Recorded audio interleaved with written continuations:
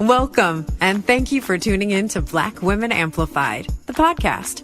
Your host, Monica Wisdom Tyson, brings you downloadable conversations that matter to women around the globe.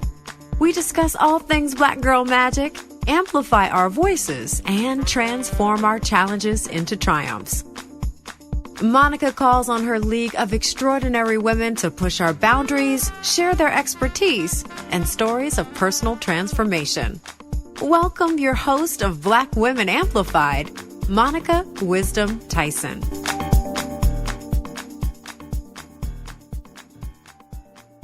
Hey, Black Women Amplified, this is Monica Wisdom. I hope that you are doing very, very well. Thank you for joining us, and I'm excited for you to hear this conversation today. I don't know why. Every time I get on this microphone now, I just want to start singing Beyonce's new song, Texas Hold'em. It is a catchy tune, real catchy, but I will not do that. I will save your ears, but just imagine I jammed out to it before I got on this mic to hype myself up, and I'm incredibly excited about who we have on the show today. But let me give you a little bit of background. Let me slow down so I can get my words together. There was a time on Twitter when we used to have a lot of fun, and there was a moment, I don't know how long it lasted, but there was a thing, I'll call it a thing, a moment where they were talking about tweet things into existence, because people were tweeting what they wanted to manifest, what they wanted to happen in their lives, opportunities that they wanted to have, and it would come true, to the point where Twitter made a whole ad campaign about it. Tweet into existence. So there were billboards all over the place where people had tweeted what they wanted to happen, and then the follow-up tweet that it happened. Well, I did it. And let me add to the story. I was scrolling through Twitter one day, because that used to be my hangout, and I found a radio show called Color Me Country. Color Me Country showcased all of these Black and brown people who did country music. I had no idea that there was a slew of Black and brown people, indigenous people, male, female, everything in between, that were singing country music. And it was good music, excellent music. And I'm always looking for something new and something different, because I rarely listen to the radio. I don't think I've been a radio listener in 10 years. And when I came across some people, how you go down a rabbit hole? I went down the rabbit hole and started listening to people, following people. And around this time, I had just completed the Black Women in the Arts series. Forgive me if this country accent is coming up. I don't know where it's coming from, but like I always tell people, Missouri is the upper South, so it comes out. Anyway, I tweeted out I would love to do a Black Women in Country Music series, and there were 3 people that I put on the list: Mickey Guyton, Reese Palmer, and Chapel Hart. And I looked up the tweet. I did this tweet on January 7th, 2023. Well, Reese Palmer, we connected, and she was on season 2. Guess what, y'all? Chapel Hart is here with us today. Strong lyrics, passionate performances, and global accolades describe our special guest today, country music sensation, Chapel Hart. This Mississippi-born trio boldly carry the legacy of powerful women in country music. Singing together since childhood, sisters Devynn, Danica, and cousin Trea burst onto the big stage when they were asked to join the television show America's Got Talent. Their energetic performances garnered the attention of country music greats Loretta Lynn and Dolly Parton, with a fresh perspective of Dolly's iconic song Jolene. You Can Have Him, Jolene earned them the title International Group of the Year in Scotland. They were also nominated by the British CMAs for Album of the Year for their sophomore release, The Girls Are Back in Town. Beyond their dynamic tours and television appearances, they maintain a close kinship with their fans they affectionately call the congregation. Connectivity and authenticity are the secret sauce behind their monumental success. Ladies and gentlemen, please welcome to the Black Women Amplified podcast, Danica, Devynn, and Trea, the powerful women of Chapel Hart.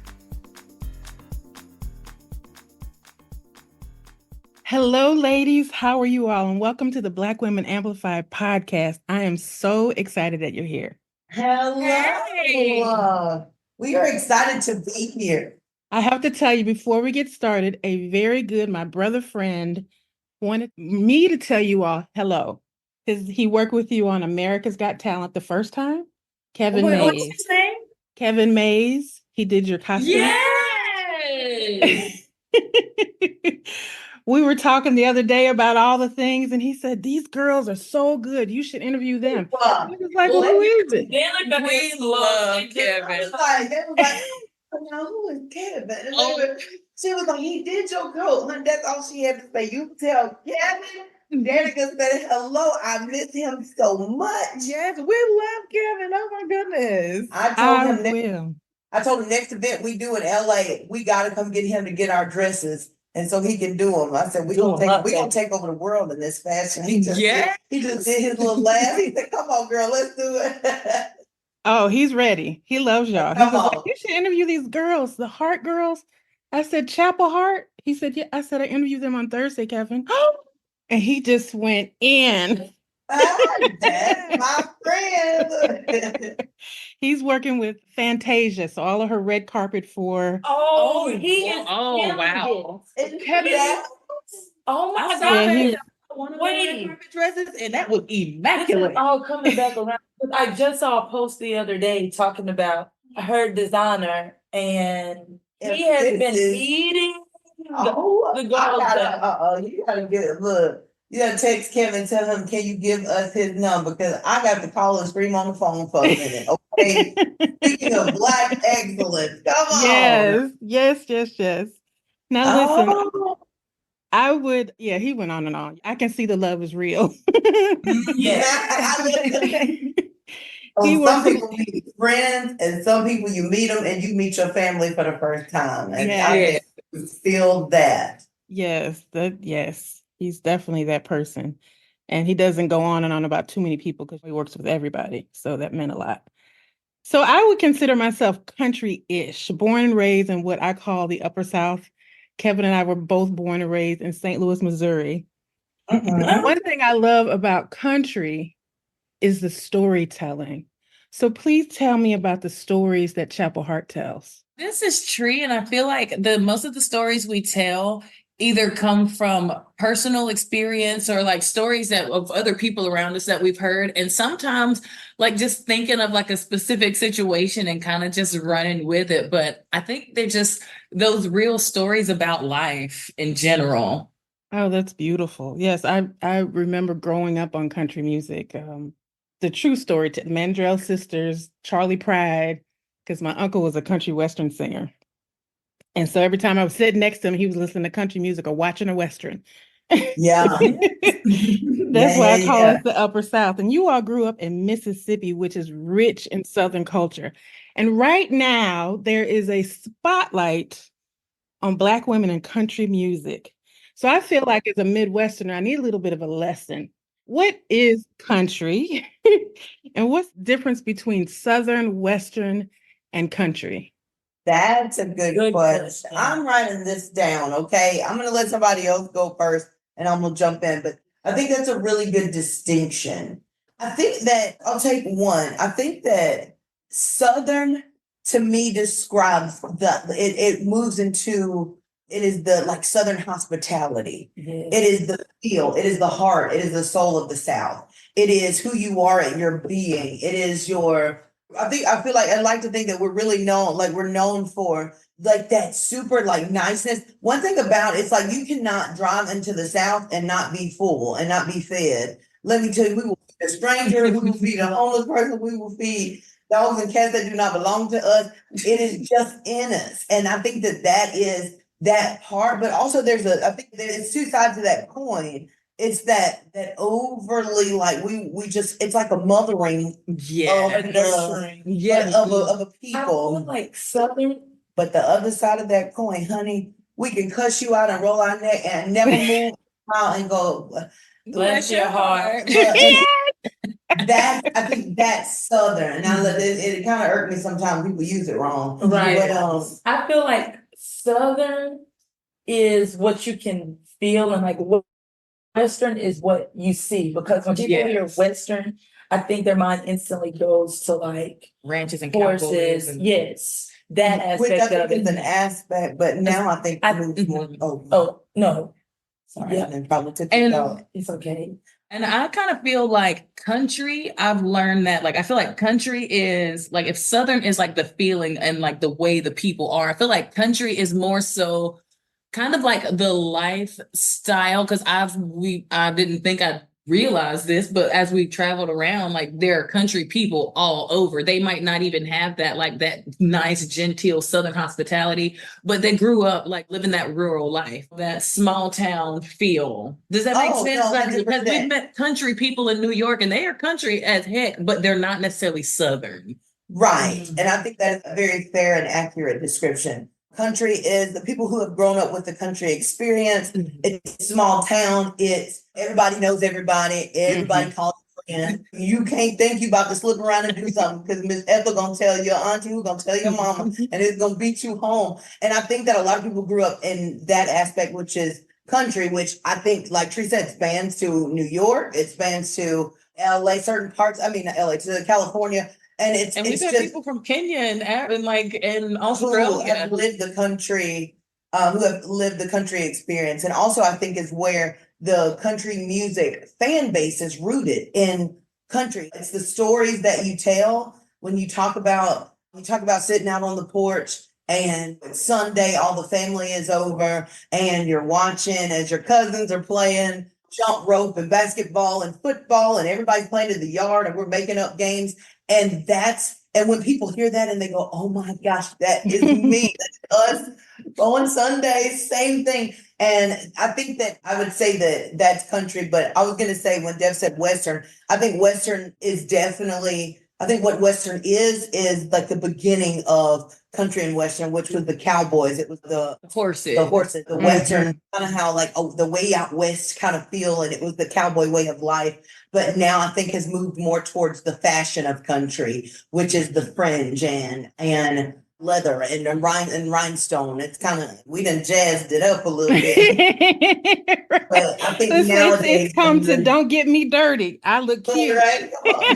But I think that now it kind of moves more towards the fashion of the country style and genre. Well, thank you for clarifying because I do not want to cosplay country when I go to one of these concerts. I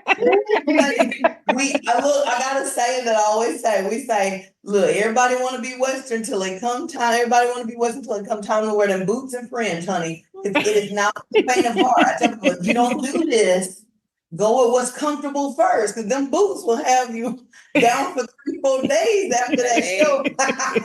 And that fringe, honey, when you go to the bathroom, fringe is not your friend. Right. You trying to use it so that you got to pull the fringe around your arm, wrap it around, pull it up, and don't have it on your dress, Lord. Or you can have a fringe friend where they just come and hold all your friends. Fringe friend, I love that. Stuff together. Then look, so I said everybody want to be Western until it comes time for that. So I would always suggest go comfortable, go be yourself, be comfortable. Grab a cowboy hat, put you on some tennis shoes, and then kind of work your way into it from there. Thank you so much. I appreciate it. Like I said, I had a fringe moment, but because I'm a Prince fan. So I understand you need a fringe friend. Look, so look, yes. That darn fringe, you raise your arm up, get in your mouth and your eyes, you can't see everywhere. And then it even falls on the ground. Like, fringe is like life. It don't come with instructions. You just you don't know till you put it on. Ever since the first time I heard the word friend come out of Danica's mouth, I was like, that definitely should be a thing. Some people say, hold my hair. Honey, hold my fringe. Right. We need that on the t-shirt. Hold my fringe. Now in 2021, you all, literally have blown up all over the place. And in 2021, you were inducted into the Next Women in Country Association. Do I have that right? And you were also recognized by the British CMAs. Like you have crossed the pond, as the British say. And how does it feel as a Black woman to be recognized in country music for your work?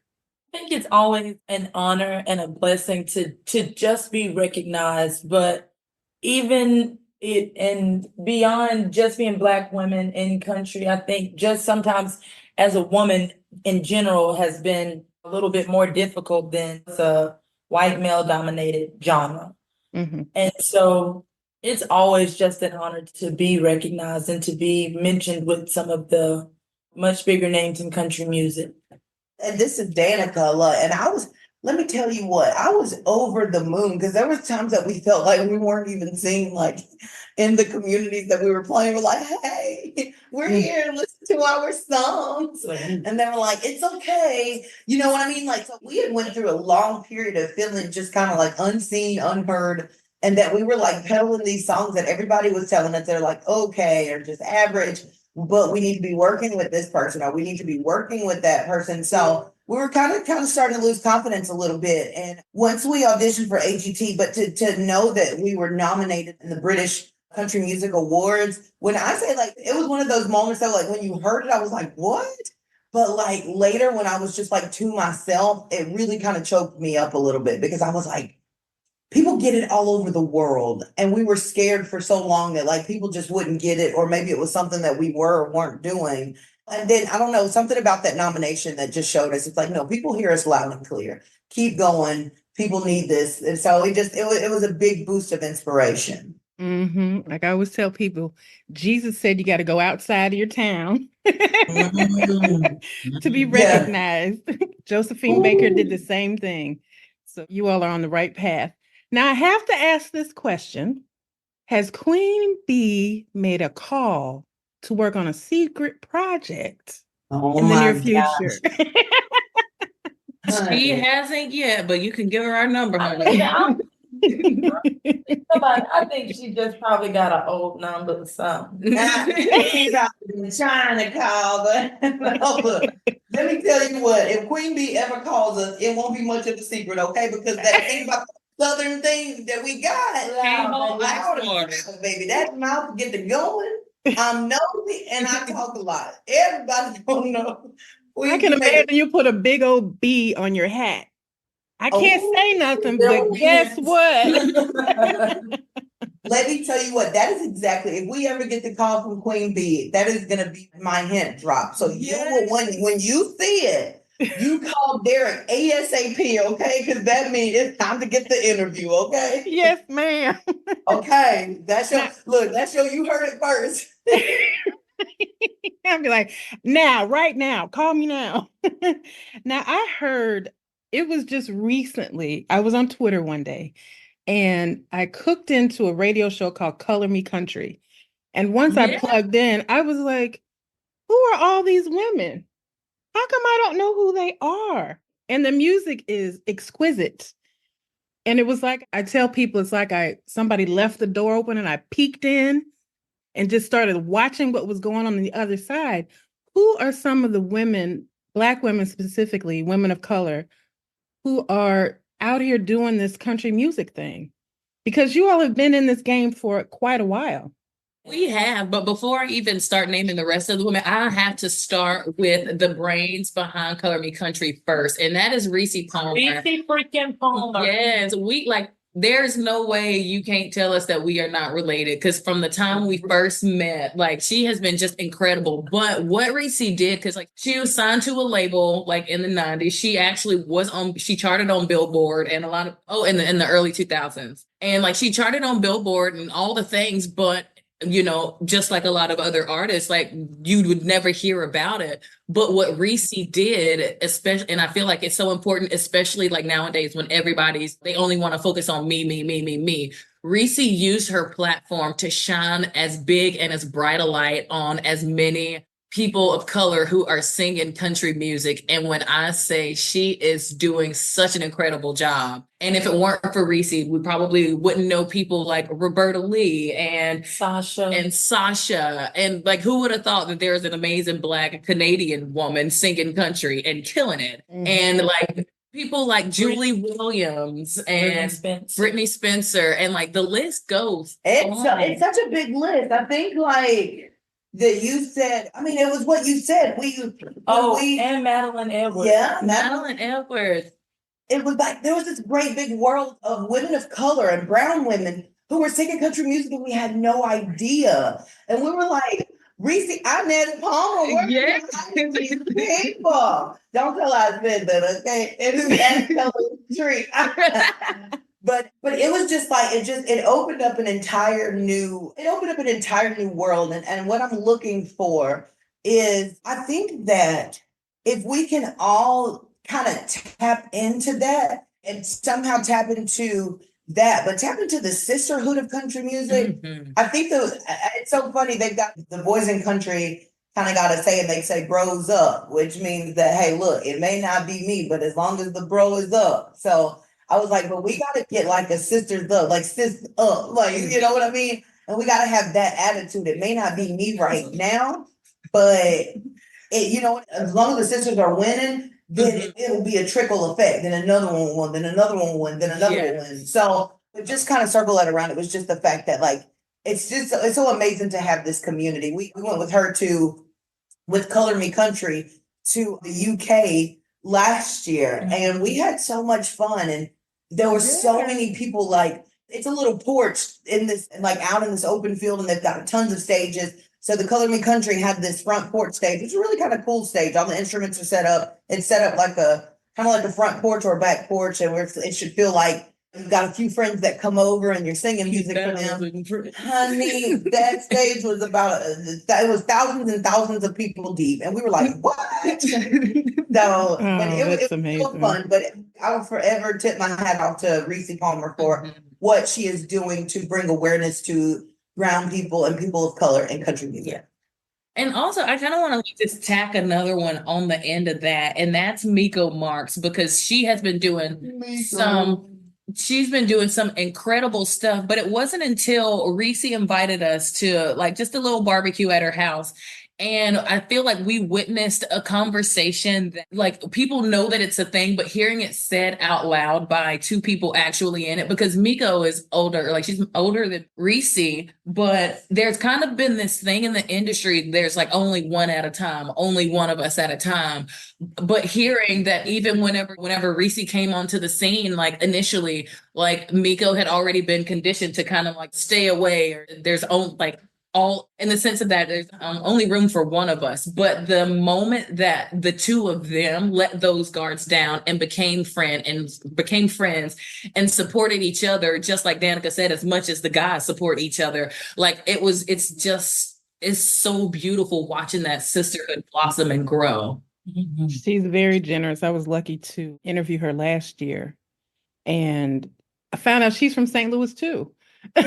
That's right. That Reese. Oh yeah. And we knew a lot of the same people. So she's definitely very generous. And I found appreciate that out. that. I think Mike B is from St. Louis. And I heard them saying like hometown or something. And I was like, y'all live in the same place? He was like, no, we go to the same like roundabout place in St. Louis.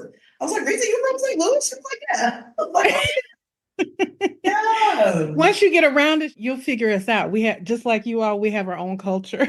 And it's real specific. Yes. It's real specific. Your sound is very old school or traditional, if you would. And it reminds me of the country music that I grew up with. But the industry is not like it used to be. How are you all navigating this music industry game as you're rising with your music? Honey, the best way we can. I do think, like you said, our sound is a little bit more on the traditional side, especially in comparison to a lot of the newer things today. But I think that just kind of goes back to, like you said, the music we listened to growing up and what stuck with us, and the music and the songs that resonated with us the most. And I think that's just kind of what comes out. Mm-hmm. Mm-hmm. And I also kind of feel like even though we like most of our music is like in the style of like just traditional country, the fact that we're writing and doing them now, it has that like modern twist to it. But the most beautiful thing I've witnessed is watching that gap being bridged between grandparents and their grandkids coming to a concert and enjoying the same music. Because the grandparents hear it and it's like, okay, this is like real country that I grew up on. But it still has that fresh new energy that the kids and the grandkids can all relate to as well. This is Danica. I love that you asked like how we navigating the music industry. And I think not too long ago, I think maybe in November, we were just like so bogged down with like trying to keep up because there's this place where we are being announced and recognized with like artists like Jelly Roll and Lainey Wilson and Lauren Elena and Ashley McBride and like all of these people who are doing charting and doing numbers right now in country music and Dolly Parton and Loretta Lynn. So we're in all of these conversations and we are doing our very best to try to keep up with being in that conversation, being a part of those conversations, being in those rooms and staying on the road, playing that amount of shows, playing as many shows as Jelly Roll, playing as many shows as Blaney to try and keep up. And we came to a realization like, y'all, we don't have that kind of money. Like we don't have that. And then the beauty of the thing that I think that we were losing along the way, we were kind of losing the thing that rooted us and grounded us in coming into country music and spreading that love that like my grandmother passed down to us and spreading those stories. And I kind of always have like a little saying, it's like, if you're not going to try to help the future of us be better, then what are you really doing? If you're not passing down anything, what are you doing? And we realized we wanted to be doing more stuff at schools. We want to be doing stuff at the vet homes. We wanted to start doing stuff like, you know what I'm saying? Like heart work. And we weren't doing that because we were trying to keep up with people who would, I'm saying that still we might get a roundabout invitation to something, but they weren't like outright inviting us. They weren't invited. They were talking about us in the same conversations, but weren't offering the same stages to us and so on and so forth. And so we made an announcement. We said, listen, look, we're gonna pull back and we're gonna go the pace that A, we can handle, but B, we're gonna go back and make this fun again for us. We're gonna go back and we're gonna start and do the things that we love to do. And if you love us, tune in, watch the craziness. We're still gonna be making music, we're still gonna be putting out albums, but we're just gonna be doing it at our pace. We're gonna be doing it at our speed. And if somebody wants to come along and offer a deal that suits us and fits us, we are not opposed to that. But also we're not just, I think people think that you ought to just take whatever record deal that you can get. But I was like, this also, again, is not the 80s. You don't just have to take some terrible deal. You got, if you do a little reading and you do a little, you know what I'm saying? It's like sometimes they're like for the money that you're working for, if you can book your gigs right, you can just make it and kill some of your overhead and you're getting more than what the label would have presented to you anyway. So it's just a matter of looking at those things. And I think that a lot of people feel pressure. They go, oh my God, I'm getting a record deal. And that's just not us either. Like we want to be cautious and try to be business savvy as we can. Like we don't know everything, but it's those things. And we were like, you know what? We're going to tackle this in music industry, how we know how. And when God sends us the right people and God sends us who we need to kind of advance this and push it further along, He'll do it in His time. And we'll be here working. You know, it says faith without works is dead. So one thing about it, our faith is intact and we work hard. So we know He'll send us. We just got to be in position when He does it. And that's kind of been our outtake on the music industry. And we just let them talk amongst themselves and what they gonna do. And did they quit? Did they this? Did they that? We'll see y'all at the next show. Like, you know. So, like I always say, watch me work. Watch me work. That, honey.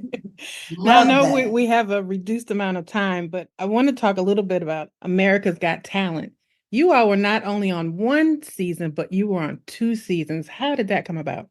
So after the first season, after we competed the first season, they presented us with the opportunity to be a part of AGT All-Stars. But right after we finished up with regular season, Danica actually had to have surgery to have a nodule removed from her throat. She competed the entire season with a freaking mountain-sized nodule. And so we couldn't do All-Stars. And then Fantasy League was presented, and then the fans voted on who they'd like to see back. And we were one of the ones to get selected to come back. So that was it was a lot different from regular season, but it was really, really fun. And we enjoyed it. And being on Simon's team was the best thing that we could have hoped for. We wanted Simon to be our mentor, and he was a great mentor throughout the entire process. Oh, that's amazing. How has that contributed to your rise or your visibility, I should say? This is true, and I'd have to say it has definitely like contributed like immensely to our visibility, and especially I feel like Danica said, whenever we did our initial audition, like we'd been going back and forth to Nashville for years and years at the time, but it almost seemed like even though everyone saw us, no one saw us. Mhm. And from stepping out on the stage with over 4,000 people in LA, California, who had never heard of us and never heard this song before, standing on their feet and cheering like this has been on their playlist for years. And then like immediately after the audition, like having people from around the world saying how much they love the song, love the songwriting, love the music and everything about it. It kind of helped us widen the scope, because I feel like a lot of people, when you think I want to make it in country music, you think Nashville. But we necessarily didn't have like the best luck getting, like Danica said, getting the opportunities in Nashville, but being able to put it on a global stage and being received globally, like it changed everything, and it kind of made it hard for people to ignore us. And then I'm telling you, anytime we get a chance, we'll be on somebody's red carpet. But Sparkling with your fringe. Now, yes. I have a couple of more questions, and then we can say goodbye to everybody. And the one thing that I did notice that you all have such a strong connection with your fan base, your audience. What is your secret? The congregation. Okay, and I was just going to ask, what do you call them? What is their name? They're the congregation. And so we have the congregation, and then we have the Mile High congregation. And back during COVID, we were too new of a entity to qualify for like PPP loan for businesses to like stay afloat during the pandemic. And it was just like, it seemed like everything, we either were to this or not enough of this. So we were trying so hard. And, you know, I think the thing people always go, man, y'all and y'all's fan base. And I think that and sometimes it probably is a little too much. And I always say they're spoiled. We know it, but don't tell us about it. Okay. We know. It's like people who have bad kids. I know, but you don't have to tell me. But so during the pandemic, we had a group called the Mile High Congregation, and you could pay $100 to join this group. And it would be like exclusive videos and pictures and sometimes lives and chats that we wouldn't do with the regular congregation. And so that's kind of, and I don't know, I guess in some way I thought it would die out, but it's still kind of going. But our fan base is, I don't know, I've heard people use the term rabid, and I don't really know if I've ever heard of it before, but the way that they describe it, it is just like, let me tell you what, I'll tell people, look, you can take any fan base in the world in music, and you could, now somebody said the Beehive, I said, well, let's not push it. Okay. But before we go there, but you know what? Honestly, I have to say the Beehive has numbers. They've got numbers, but like, and it's funny because Danica's been going back to Gideon a lot recently. We might be few in number, but I tell you, the congregation will show up. They will pray you under the table or beat you to a pulp if necessary. And whatever's necessary. But they don't play about they 3 Mississippi girls, okay? And we're honored. But I think that our secret, or the secret sauce, is honesty and transparency. Like, if we're hurting, we say we're hurting. If we're happy, we say we're happy. When they tell us, like, we have a thing called We Win Wednesday, and it's just where everybody gets to check in one day in the week and go, okay, man, this happened for me this week. This happened, or this is coming up. This is going to happen. This is what I did. We have people who log in and say, look, I'm 57 and I finally got my college degree, or I found out today that I beat cancer. And we show up and we clap and we cheer and we pray. And I don't know. And I guess if I kind of think of it, I don't know. I can't say that I wouldn't want to be a part of that. Like, it's fun. It's a loving, it feels like it's a family for sure. Because sometimes we have to break up little quarrels too. I'm like, listen, Daddy, pipe her down a little bit, ma'am. Right. But that fan base of ours is absolutely the best. And I don't just say that because I'm on the interview with you. They know it, and I will scream it to the top of any mountaintop. The congregation, I put them against anybody. They're crazy just like us. It's only what now people say your pets are a reflection of you. Your fan base is a reflection of you. Crazy, they're loving, they're fun. It reminds me of another person from Mississippi, Jimmy Buffett. His his fan base is serious. Oh, those parrot heads. Yes. Permanent vacation. Look, the parrot heads is the beehive back in the day, okay? They a whole move by themselves, okay? That just shows that you all are really ahead of the game, because there are people still trying to put their tribes together. Now, my final question is, I happened to pop on your live on YouTube last night, and you all premiered a song called If You Ain't Wearing Boots. Can you tell us a little bit about that song before we go? So this is Danica, and this song is it's growing to be more special to me than it already was. And it's because we had an album called The Girls Are Back in Town. That was our former album. And we really wrote that album to like show Nashville and the music business, like, we can write radio songs, we can write rockin' songs, we can do this, we can do that. And before we went on tour, our fans kept telling us, listen, y'all, make sure you make time to slow down. Make sure don't get overwhelmed. Slow down. When you need to say no, say no. But they were like, these are going to be some of the greatest moments, and you want to remember them. Like, don't just zoom right past them. So in being in the crazy part of tour and all of that, we had those moments where we vowed to them we would settle down and we'd slow down.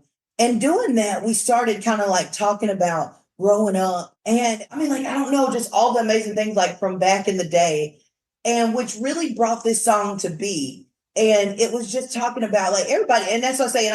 This is why I love the storytelling of country music, because even if you didn't grow up country, even if you didn't grow up Southern, even if you didn't grow up Western, everybody got that grandpa, uncle, grandma, somebody who got a story to one up yours. You could say, oh man, look, I was at school and my grandpa was like, well, back in my day, I had to walk to school 12 miles uphill both ways. It's like, oh, what?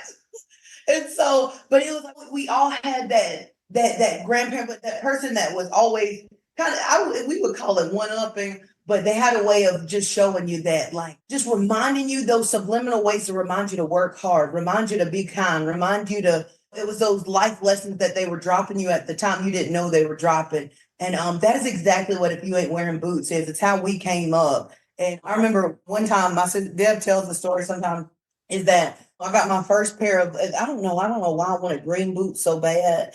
And now looking back, I was like, girl, but I wanted this green pair of boots. My mom would surprise me with them. And I tell people, new boots are not your friend, okay? But if you can wear them enough days to break them in, get them broken in, they will never betray you. It'll be your go-to boot every time. Danica broke them boots in and didn't take them off for 6 months straight. And that is not an exaggeration. My mama came in, she said, girl, if you don't take these darn boots off, did you sleep in them? Did you sleep in them? Oh, I did, honey. I did. No exaggeration. It was me and the boots. It was us against the world. But for us and our story, it just says that you won't ever really understand. Like if you go through the chorus and it says, let grandpa tell you stories about the way things used to be and back when roads were dirt. Look, we had to walk up our church to my grandma's house, baby. You might could catch a ride with somebody, but you was walking. You walking. Like, but it talked about the back to a simpler time when you were down. Nowadays, when people get down, people gonna put you on Facebook so fast.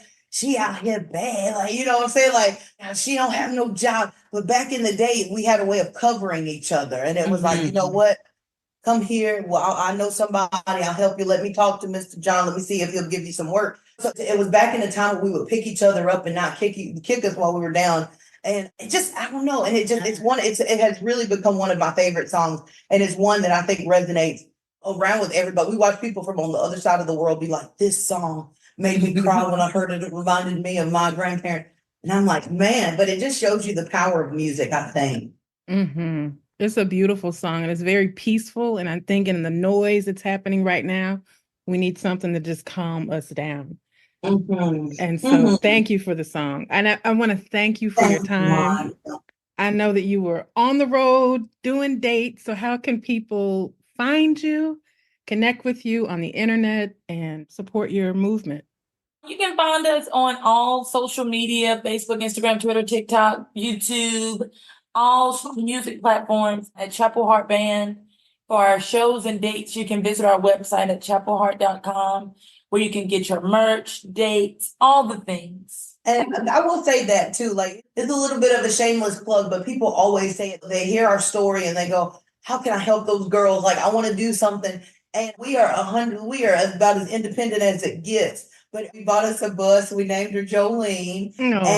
And I tell people, look, if we can make enough money to keep enough gas in Jolene and to feed us on the road, I promise you we'll get to where you live at some point. So every time that you buy a shirt, every time that you buy merch online or at the shows, it goes to keeping us on the road and all the things. So if anybody says, how can I help? And you're able to help financially, look, go to the website and grab something from the merch side. Also, you'll be looking fly.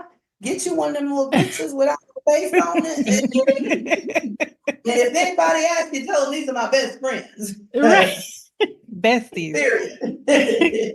Well, thank you all so much for your time. I really appreciate this. And the Thank you best so of much. luck to Thank you all. you.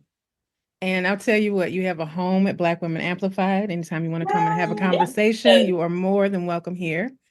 And I will get to Kevin so that he can get to you. Please. Just tell him we said hello and we miss him. But I do want to say again, thank you so much for sharing your platform with us. And thank you for the platform that you have, because I think what a beautiful message, what a powerful message. And having a place that powerful women can come and encourage each other and speak well of each other. And just to keep spreading that positivity and the message that hard work pays off and all the things. So I just want to tell you, thank you so much for that. And to keep it up, because you are amazing at this and we love you.